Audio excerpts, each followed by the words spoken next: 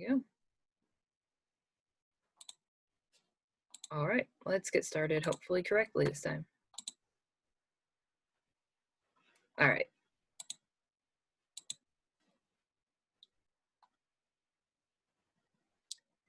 All right, so the beginning of any thesis thing is probably just defining it. So what is a thesis?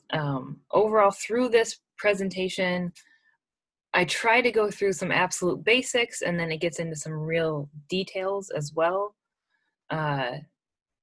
It seems odd to actually cover what a thesis is, but it's a little bit changing with each area you're in, your focus of scholarship, and your type of research. So that can just that can adjust so it makes sense to cover overall. Your thesis is your final project of your time in graduate school, and it is a piece of scholarly writing that will be public, that covers everything you've learned during your graduate degree. Do note that while everybody focuses really on like the subject of your thesis, the point is that it is also everything that you've done, down to sentence structure and your literature review when you're talking about other parts of your topic. Those are all parts of it, and those are all parts that people look at. So you want to really build on everything you've done and not just focus into one specific topic completely, because it is supposed to be a little bit of everything that you've done.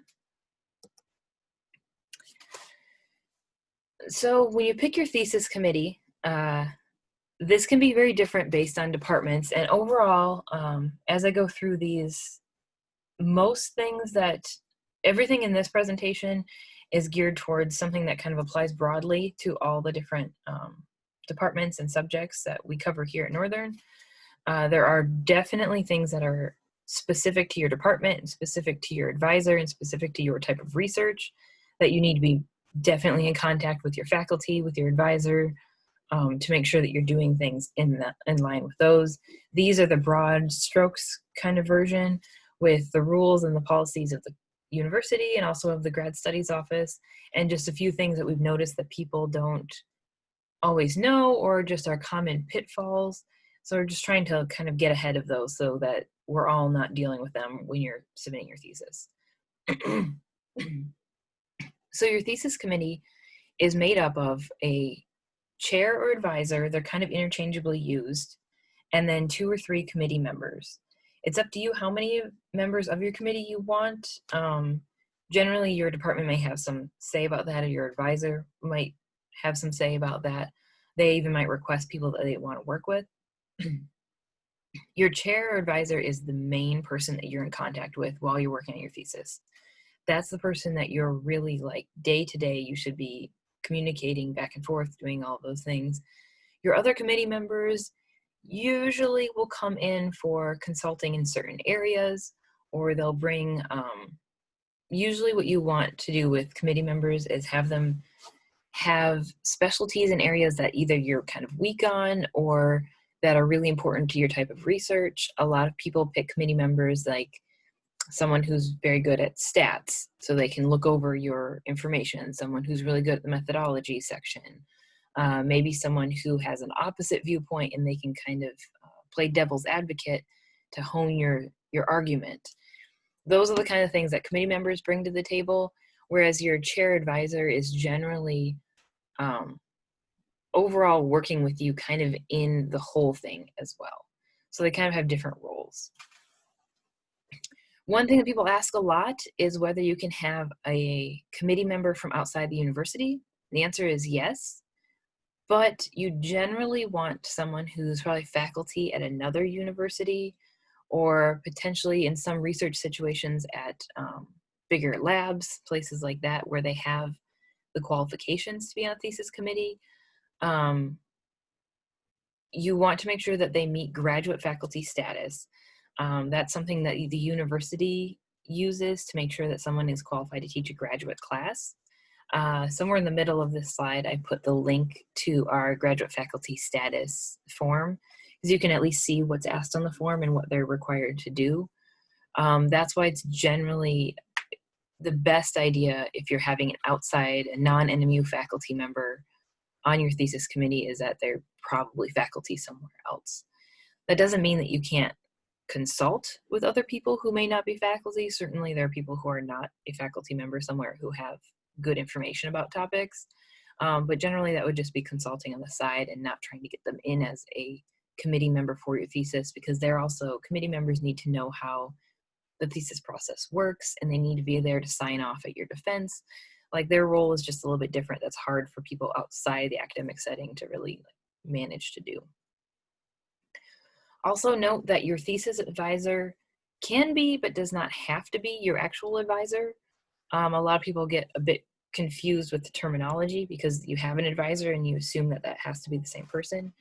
In some departments and some programs, that is correct, especially if you signed up to work under that person or you chose during the course of your studies to work under that faculty member.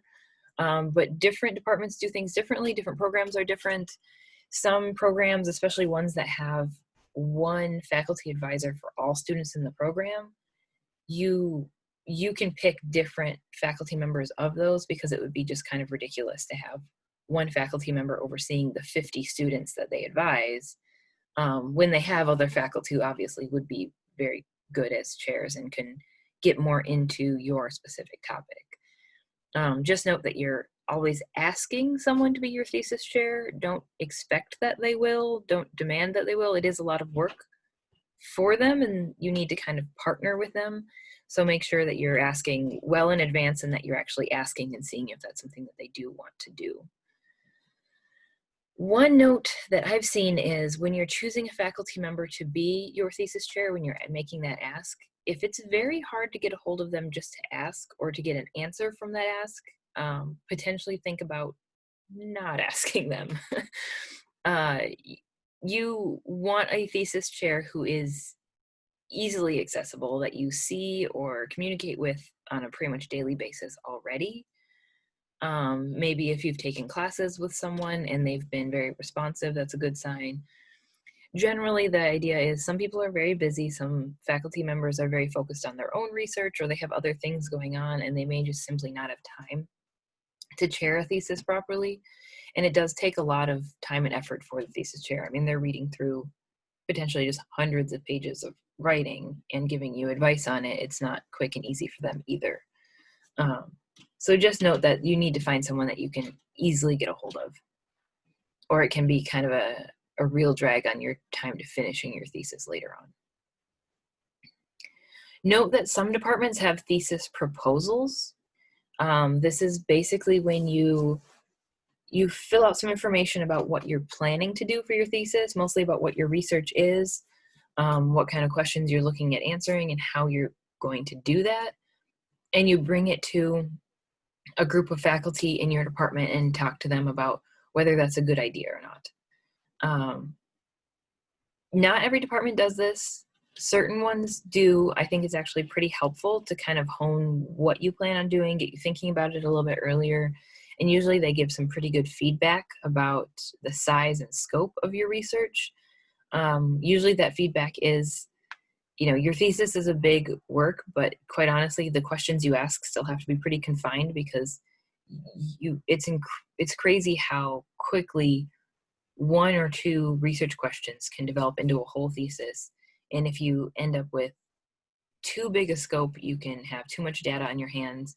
You're trying to cover too much, and you're really working on essentially a dissertation in the time span of a thesis, which is awful for you to do as well and kind of unnecessary. Just note that generally people are aware if your department has a thesis proposal plan. Check and see. If you're unsure, just check with your faculty and see if that's something that they do. Or if nothing else, you can do it unofficially on the side with someone that you're looking at potentially working with as your thesis chair. It doesn't have to be a formal form that you fill out and sign in, but it's something you might want to talk to people about before you start your research. Any questions, things? I'll stop talking briefly in case someone has anything. All right. So next up is thesis credits. So this is all kind of obviously as you're starting and beginning to the end of the presentation gets into more of the nuts and bolts of when you're actually submitting and done with your thesis. But this is one thing that can be a little bit confusing. Thesis credits are different than any other classes that you sign up for. You can't get into a thesis class through MyNMU. You don't sign up for it yourself. You basically fill out this paper form. It can be done digitally if you wish to, if you have the means to, and certainly now when things can be kind of difficult to do in person, contact your advisor and potentially your department secretary. Usually they have some ways to do that. And if not, my office should be able to help as well. Because this does require a number of signatures from a number of different people. And the main advice I have for this thesis credit sheet is start it early. Preferably start it when you're signing up for classes for the next semester, or when you traditionally would. If thesis is the only thing you're taking, still start it at the same time you get that email that says you're eligible to sign up. Because obviously these can take quite a while to cycle through all these different people. And the Graduate Studies office is the last place where this form comes. So you'll have that line will be blank. It will be aligned to, for some reason, it didn't translate over to PowerPoint all that well. But the actual form on the Graduate Studies forms page has lines for everyone. But the Graduate Studies is the last one to sign it. So you'll send it to the Graduate Studies office. The dean will sign it if everything looks correct. And then it will go to the registrar's office. During normal times, that means it can show up on your student account within like 2 days. If you've waited, if it's kind of a rush, if it's during the beginning of a semester and you're trying to sign up for that semester, it can be a lot longer because simply things get busy. And the person who has to manually put in your credits in the system can have a stack of hundreds of these to put in. So just be aware that earlier is definitely better to get these credits on the book. Other notes about thesis credits.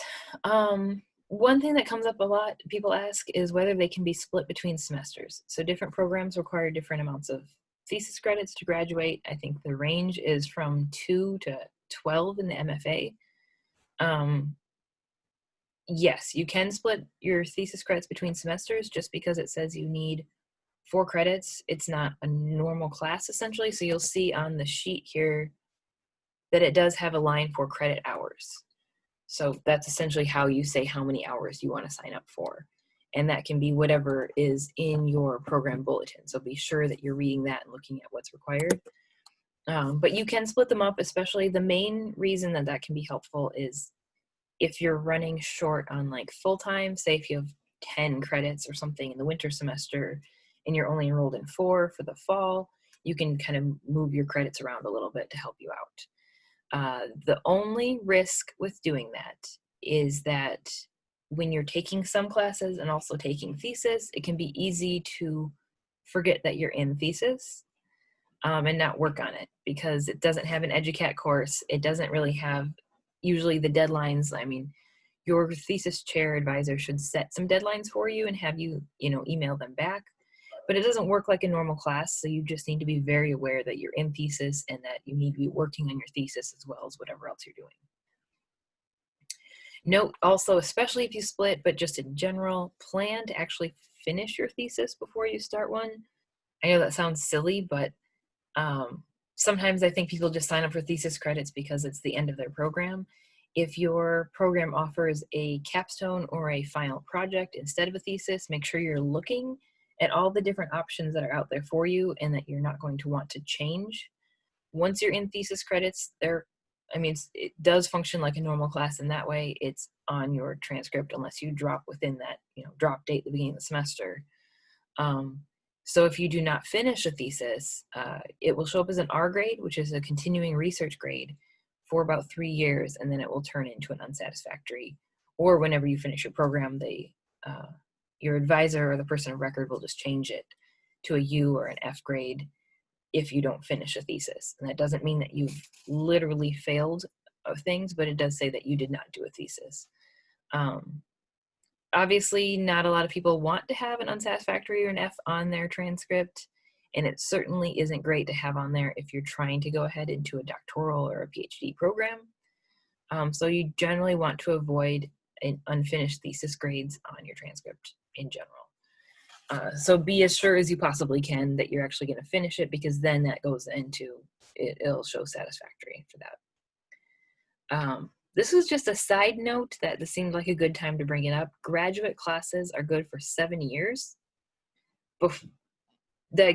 to finish the degree. That's what the good for section means, is you have 7 years to finish that degree. After the 7 years, they start to basically expire or drop off your finished classes in your program. And that starts with anything you took your first semester. So thesis is one of those things that some people do drag out, and things can happen, especially if you're offered a job or moving on towards the end of your degree, that sometimes people can take quite a while to finish a thesis. And 7 years goes by a lot quicker than you would think. It seems like a really long span of time until you really start getting into things. And suddenly at that 7-year mark starts happening, your old classes start dropping off, and then you're having to retake classes that you already took at the beginning of your program, as well as try to finish your thesis.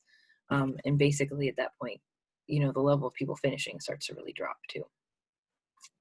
Overall, do your thesis when you're at the end of your program, when you're involved in it, when you're plugged in with other classmates, with other faculty members. Don't delay it. It seems like it's nice to delay by a little bit. Mostly it's one of those things that you just want to sit down and get it done, because you want all of your work in graduate school to mean something. And if you don't finish the thesis, it all drops away. So as we're on scary things, responsible conduct of research. So I also have a training about responsible conduct of research that I'll be doing in probably October. Usually I do October of the fall semester, and then February or March of the spring semester. So I'll go more into detail about all this stuff. But responsible conduct of research is generally making sure that you're following ethical guidelines for your research. That covers plagiarism, citations, some of your collaborative work, and then some of the main sections are human and animal subject welfare approvals. These are, so we have human and animal subject committees on campus. Every campus has them. Most other places that do research also have them. They are committees that you submit your research to, and they will check it to make sure that if you have human or animal subjects in your research, that they are being treated humanely, that they're being informed of what's going on, that you're following some ethical guidelines with them. Note that you have to have approval from these committees to do your research. You do not start your research without their approval, and you certainly need their approval before you submit your research for your thesis. There is, I think, a few past years compliance trainings out there now that you can go ahead and watch, or also attend the training next month, depending on what your timeline looks like. There's a decent amount of information out on the research site as well that you can look through. So I put in a note on this one that shows you what your approval should look like. This is the approval for the human subjects board. The animal subjects one is a little bit different. You're essentially submitting like a signed sheet at the end of your protocol. Usually animal subjects things are less of an issue for theses, because most students that are working with animals are working in a lab, and they're working very closely with a faculty member, and that faculty member has them listed under their own protocols. The main thing to check with animal research things is to make sure that your faculty member has you listed by name under their approval, or that there's submit a modification to include you. And at that point, you also should be taking, we have these, we partner with a program called CITI, C-I-T-I, and through NMU pays for it, and then all faculty, staff, and students have free access to learning modules that teach you about different areas of responsible conduct of research. Anyone who's involved in any of these needs to finish certain sections of the CITI modules before they're allowed to be on a research protocol. That's something that is part of submitting to these committees, and also is something that your faculty members should know about. But certainly contact me or my office if you have questions about it, because I can help you out with that too. Note that if you are unsure, if you're working with people doing a survey or doing observations in a public place or something like that, where you're wondering if this counts as research or if it counts as readmitting something, or if this counts as something that needs approval through one of these committees, just get a hold of them. That's why I put the emails on here. Send a quick email that goes to me. It also goes to the chair of each committee, and the chair generally can kind of take a look at, give them like a 3-sentence summary of your research, how it involves those subjects, and they can give you an idea whether you should submit a full protocol asking for approval or if you're potentially good. If they don't ask you to submit a full approval protocol and they say that this either doesn't count as research, sounds bad, but there are some things that, based on what they need for the committee, doesn't really count. Or sometimes there's just certain rules, certain lines that if you do things in certain places or in certain ways, you don't need approval. If you get an email back that says you don't need approval, include that in your thesis, just like you would the actual approval. And that's why I recommend emailing versus calling, because a phone call is very hard to record. And so you're thinking that your thesis is public. It's going to be out there for other people to see. Even if you have it embargoed for a period of time, it will be public at some point. And if you're unsure if your thesis needed approval, that means other people could also be unsure. And so you want to just lay it out there and say, hey, I checked. I don't need approval from anything. This is legal and it's okay. Obviously, if you do get approval, you also want to include that at the end of your thesis. These go in the appendix. It doesn't really matter in what order. Some different types of research sometimes have, 8 or 10 different appendix pages at the end of their thesis.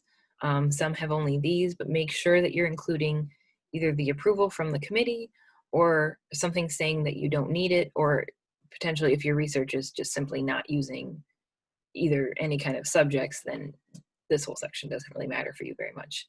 But often things do kind of, they fall under those more often than you think they do.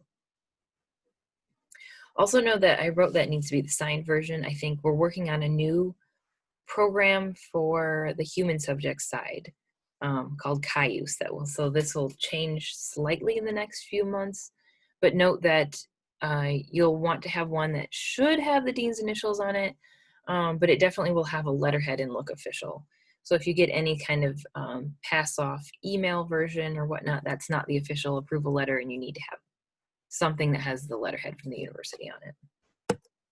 That's one of the things I send theses back for pretty regularly. It's usually, it's not a make or break thing, but it's not something that people love doing as they're trying to wrap up their program. So on the side of research compliance, obviously collaborative work is a big part of that. Note that your thesis is written by you in your own words. You're not pasting in big sections from other people. It's okay to work with other people. Obviously, some of our labs here do have groups of students who are working on similar projects at similar times, and they kind of tend to overlap. Just note that you can't, obviously, just like a paper, you can't copy paste other people's work into your paper. Work with your advisors and program directors and department heads. If you're part of a collaborative team, it's a little bit specific to each one, so it's a little hard to address in mass like this. But note that you need to have, everyone needs to be on the same page working with it, and that your thesis is still your own versus having any part of anyone else's things in there. Also, in your thesis, there's an acknowledgements page. This is one that has most of the issues out there. The acknowledgements page needs to have any collaborations and permissions that you got to do your research. Also, it includes any funding that you got. So your acknowledgements page is kind of it's like the official version of the dedication page. The dedication page can be the one that says, like, thank you to my great partner for helping me out with this and dealing with me, and for my friend who read it over. The acknowledgements page is kind of more a little more official, you usually should acknowledge your thesis chair, your thesis committee, anyone who worked with you in an official capacity, also any collaborators, any permissions you got to do the work, and any funding you received, and that includes any funding from NMU. So if you get like an Excellence in Ed award or a Spooner award or something from a private scholarship, make sure you're listing that in there, because those donors expect to be acknowledged in one way or another. And that definitely goes for any external research. If you're funded by a grant, definitely make sure you're listing that in there. It's considered quite rude to not note it. And it could affect your work in the future if you plan on getting more grants. I'm not going to completely read through some of these in here that you can read yourself as you go through, or if you have questions. I believe we are going to have a copyright and fair use and citation workshop here in a couple weeks. We usually have it every semester, so watch out for that depending on your time frame. That just goes through making sure that you are citing everything, that anytime you're using any graphs, pictures, images of any sort that you may have gotten off the internet or somewhere else, that you're looking at fair use laws, because that's significant. This is a published work, and that isn't, it's a little bit different than copy and pasting something into a paper that you're doing for just class that no one else will see. This is going to be published. Same here, there's just a few guidelines about types of things, and you can look up based on what you're looking at and how it falls under the fair use rules.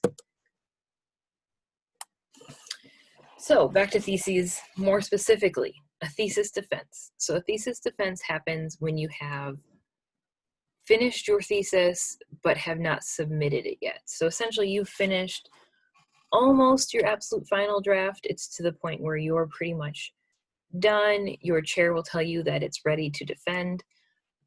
And then what you do is your chair or your department secretary will set up a defense that's generally, in the past at least, have taken place in person in a conference room or presentation room on campus.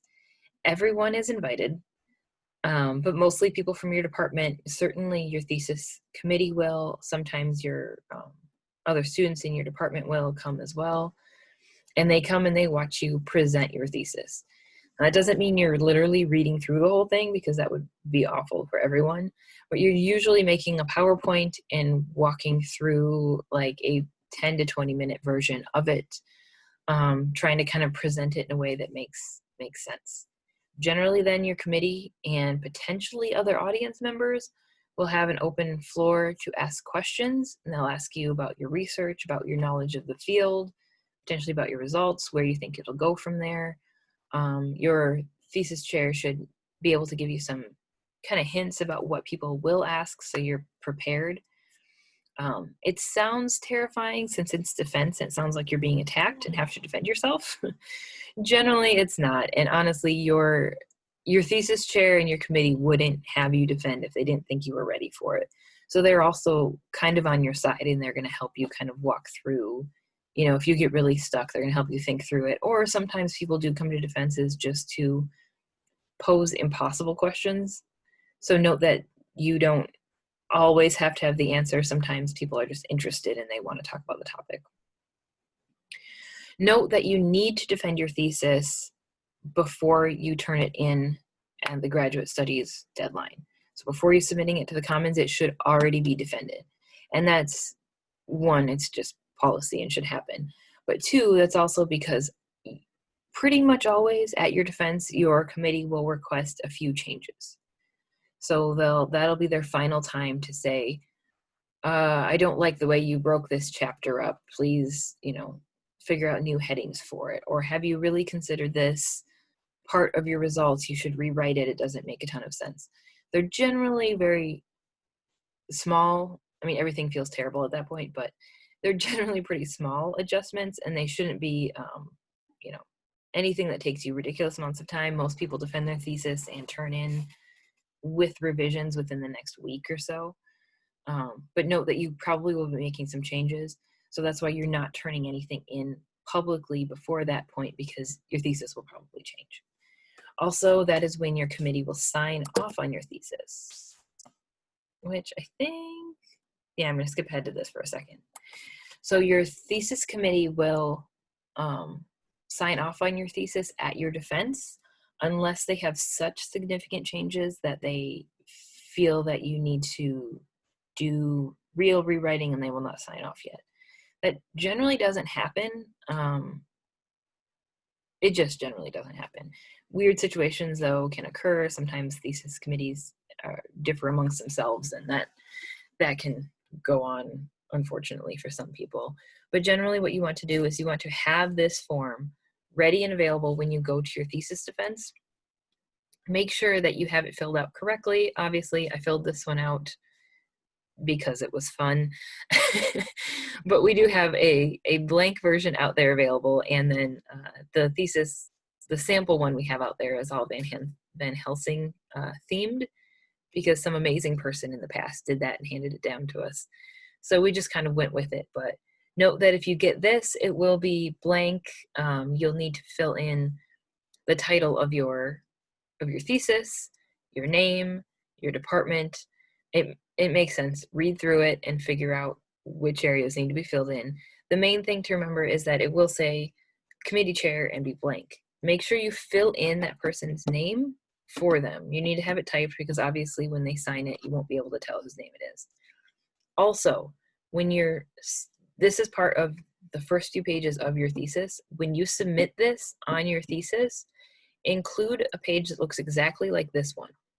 You'll have everything typed or written in that's according to your thesis and with the names of your committee chairs, but it will not be the signed version. The signed version will get physically turned into the Graduate Studies office, and it's kept there on file as proof that you do have an approved thesis in case anything comes up in the future. But this version that goes in your thesis will be unsigned but filled in with your information. Part of that is there are changes to it. If you find old versions, sometimes there were signed versions in the thesis. That's not the case anymore because we have the internet and people can pull out people's signatures from the page. So we don't want to offer up all of our faculty's signatures on these pages when we put it in there. And quite honestly, it's unnecessary. If anyone's looking at it to see who worked on it, they want to see the typed name anyway.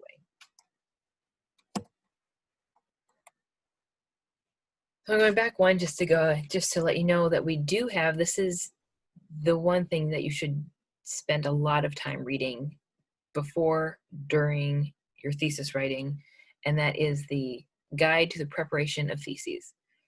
So the guide essentially goes through in detail what you need to do piece by piece for the formatting, for the page numbers, for the margins. Like it's quite detailed because everything needs to be really specific. We submit the theses through ProQuest.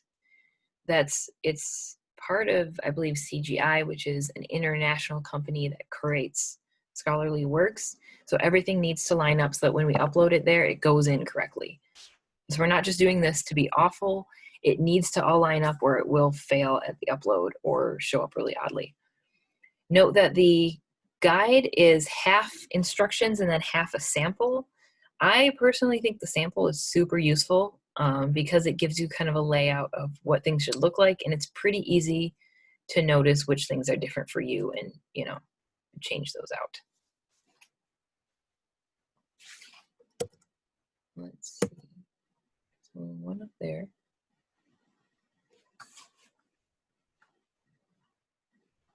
So the Commons is what I was just talking about. It's the upload section.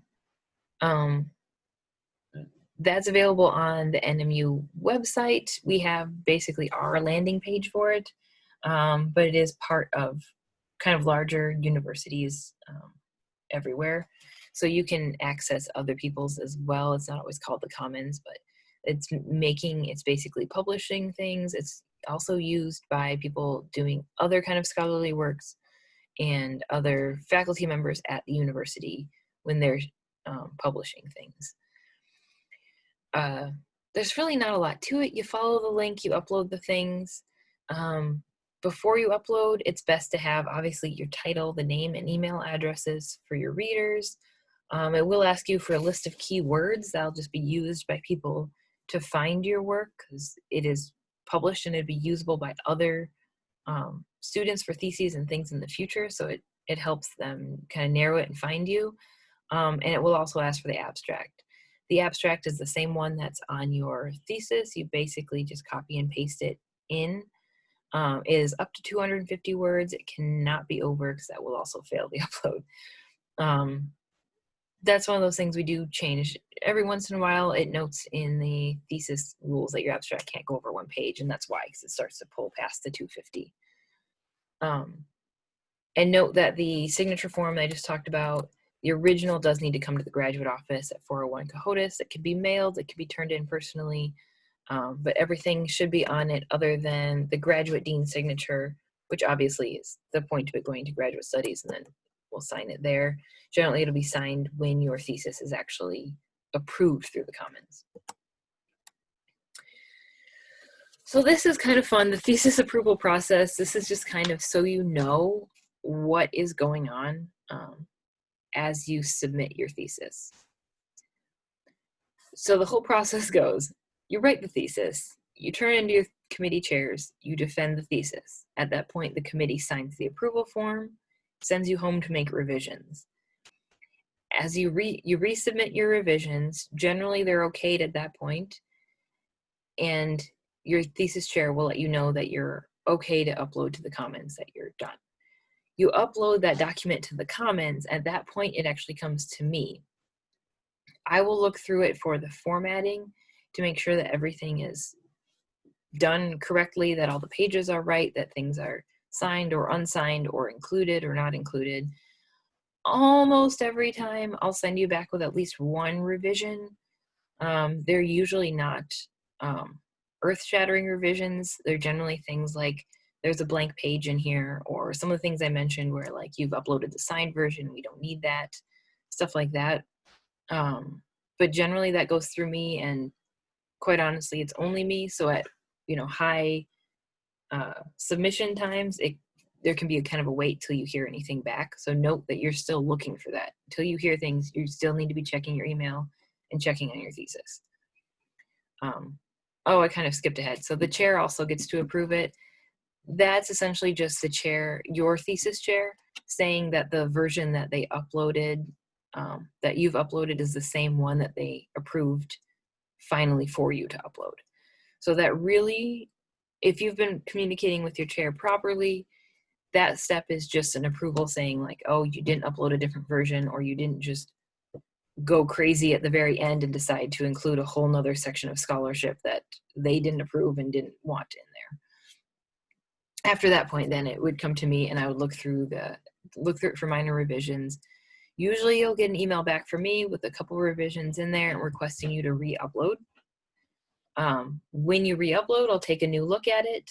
If it meets all the guidelines at that point, it'll be sent to the Dean of Graduate Studies for approval.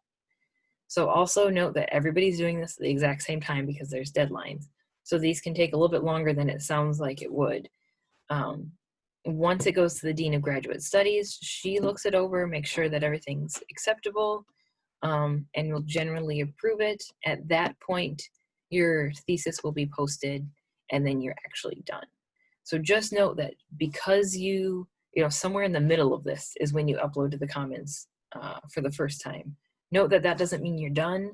Do not turn in your laptop unless you have no choice, but definitely keep checking your email, keep looking things up, keep copies of everything you have. This is not the time to dump your whole thesis folder. Note that you may need some changes after that. And if you don't check, it just gets stuck at one of those points. We have had some people like leave right after submitting and simply not look at things for 2 months, and they don't graduate on time because nothing's been actually approved. We're waiting on them for revisions, and we can't move their thesis forward. So just know that you need to definitely keep checking on that. So the list of common thesis troubles, these are just things that I've noticed from that point where I'm looking at the revisions. One of the main things that people miss is the citation. Your method of citation, that's, I used MLA, I used APA, I used some other crazy thing because I'm submitting a different place. That must be on the acknowledgments page. The guide says it can be an acknowledgments, the preface, or the introduction in that order. Acknowledgments is pretty much always the best way to go. It's a little bit awkward to fit into the other places unless you absolutely hate acknowledgement pages and refuse to include one. I don't really see any reason that you can't include at least a very short acknowledgement and your citation. But note that is listed there, and people don't always think of that because it is kind of, you're not really acknowledging it, you're just informing us all of your citation method. Note that you can use different citation methods. That's based on, usually on your subject and your focus of study. Some places like the exercise science department will use citation methods that are used by the journals they're submitting to and things like that. That's perfectly fine. As far as I'm concerned at the Graduate Studies Office, we don't really care what citation you use as long as it's consistent and it's written out so that we know where that's coming from. Talk to your advisor though before you just pick one because they might have very strong opinions about it. The signature page, as I mentioned earlier, is one that people tend to really have a difficult time with just because it is filled out with the information but not signed. Just note that that feels weird. It feels like you're submitting a half-filled paper, but that's actually correct, and you can always come back to this thing to take a look at how that one I used as an example looks. The other one is the human or animal subject approvals. Make sure you are including that. It's in the appendix and it's an official version. Same thing with anything. If you're really unsure what to do, ask your advisor. If your advisor has no idea, ask our office. Essentially, we're the ones that need to do the final approval. So if we say it's okay, then it'll be okay. The one note, especially if you have a project that's been going on for a little while already, things have been so virtual for the last 6 months that it's a little bit different now. But note that we do usually send the human subjects one, especially by mail, like a physical copy, and we will generally send those to the instructor of record on the project because they have a mailbox and we can get things to them, whereas not all students have a place where they can receive physical mail on campus. So if you have an approved human subjects project and have never seen the physical one, ask your advisor because more than likely they have it sitting somewhere on their desk from when we mailed it to them. We also keep copies, so we can get you one as well. Just please ask kind of in advance. It can be kind of difficult when we're already going through submissions, and especially if you're asking, when theses are due at 5 o'clock that day and you're asking at 4:30 to find one, that's kind of hard for us to do. So that brings us to one of the most aggravating parts of thesis. I'm sorry this isn't easier. We have yet to find a way to make it a lot easier, but these are generally any thesis in the US follows these conventions, and obviously we do too. Your page numbers. It's one of the worst parts of formatting because some of your pages have no page numbers, some use Roman numerals, and then some use Arabic numerals. So this little chart is available in the Guide to Theses, so you'll have one in there that you can check on at all times. Obviously, if you don't have some of these pages, like, you're not really required to copyright your thesis. That's unnecessary for many disciplines. Some disciplines it counts for. You don't have to have a dedication page. If you don't have those, it's fine. Don't leave a blank page with the page number. Just skip that entirely and just count up normally. The main fun, the hard part of this is that Word hates having different types of page numbers, and it really hates you starting over from 1 at each section. It really wants to count up, and it wants all the pages to count up in the same type of number. So we actually had a student, I had a kind of wonky version of how to do this that was pretty much my own notes from when I did my thesis. That was me trying 40 different ways to make the page numbers work. We actually had a great student from English last year who made a how to format thesis page numbers document. I put the link in it here, but it's on the thesis page on Graduate Studies, so you should be there anyway as you work on your thesis. Take a look at what she put together and follow along. It's actually really, really helpful, and she's better at it than I am, because quite honestly, I was a bit of trial and error when I did mine as well. The other part of that is blank pages. Sometimes page numbers can create blank pages where you didn't actually make one. Just make sure you look through that real quick before you submit your thesis, because for some reason they just show up in there, and then we have to have you take them back out. And it just kind of prolongs the process until your thesis is approved over something kind of silly. So the other, obviously very important part, the thesis due dates, that is the time when it's due to upload to the Commons. So it should be defended and approved by your committee before you do that upload. But that upload is prior to any revisions you'll need from our office. So don't panic, you won't hear from us until after that point about the formatting and things like that. But your formatting should be essentially correct. I mean, we will send back small changes if you have major revisions. That becomes difficult, and we start to enter into like questions about when you're graduating and if it will be really acceptable within a reasonable amount of time. Generally, these minor ones are not too big of a deal, but you want it to still be in a format that is not alarming, because then we do tend to take a deeper look into what you've got in there. So the thesis due date for this fall is October 30th. The spring one is April 2nd. I think that's tentative. It might be April 2nd or 3rd. Obviously, if things change, I know last spring we ended up pushing it back a little bit because just kind of all the madness that ensued with the beginning of COVID. The general rule that you can use if you're not submitting in those two time periods, the general rule is that theses are due about a month before graduation. So if you're looking at a summer graduation, it's about the beginning to middle of July, because graduation usually happens around August 8th or 12th.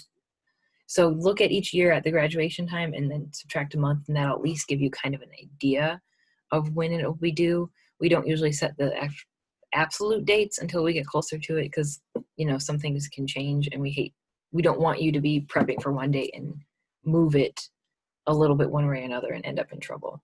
Also, these are firm dates. You cannot just sign up or upload your thesis a day later. They're absolutely due by the due date. And if you're late with uploading it, then that usually pushes you into the next section. So you upload on October 31st, then you're looking at a spring graduation, which is fine as long as you're fine with that. But most people, if they're done with their thesis, kind of want to be done with everything and graduate.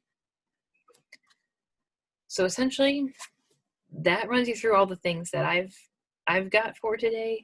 Obviously, at any time, you can contact me directly at jantalo@nmu.edu, or at the general graduate email. We check that all the time.